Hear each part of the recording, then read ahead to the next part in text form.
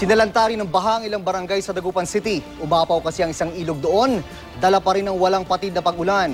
Sa Cebu, nawasak naman ang isang bahay dahil sa paghampas na naglalakihang mga alon. May report si Tina Pangniban Perez. Haligi na lang ng bahay na ito ang natira matapos hampasin ng naglalakihang along dulot ng bagyong Egay.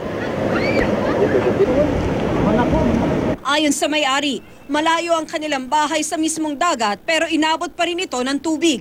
Ikinagulat din daw nila ang alon dahil hindi raw ito pangkaraniwan. Sa kabila naman ng panganib, may ibang residenteng ayaw pa rin iwan ang kanilang mga tahanan.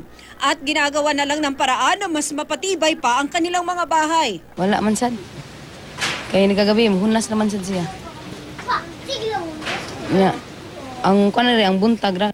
Hindi man nasira ng baha ang bahay na ito, nabasa naman ang ilang gamit sa loob.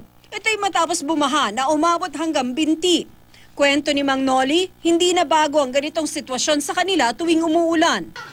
Well, sanay na eh. Ang kainan naman ni Aling Lolita, pinasok din ng tubig na may kasama pang basura. Eh, inaalis ko po yung mga inaanod na basura. Sa ilog? Galing po sa ilog. Kasi dumi-dumi. Inaagos papuntang napapalabas. Ang pagbaha ay dulot ng pag-apaw ng Pantal River kasunod ng ilang araw na pag-ulan. Sinabayan pa ito ng high tide. Sa Mountain Province, mano-mano ang pagtatanggal ng mga bato sa Bontoc, Baguio Road dahil sa rock slide. Nagtulong-tulong ang ilang motorista at mga tauhan ng DPWH para mapabilis ang paglilinis ng kalsada.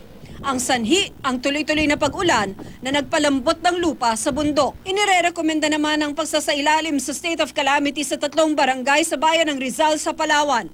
Walang tigil din kasi ang pag-ulan doon itong mga nakaraang araw. Dahil sa sama ng panahon, kinansela ng ilang airlines ang ilang biyahe ngayong araw. Kabilang dito ang mga flight ng Skyjet na mula Manila, Pabasco, Batanes at pabalik. Pati biyahe ng PAL Express at Cebu Pacific mula Manila papuntang Lawag City at pabalik. Tina Pangniban Perez, GMA News.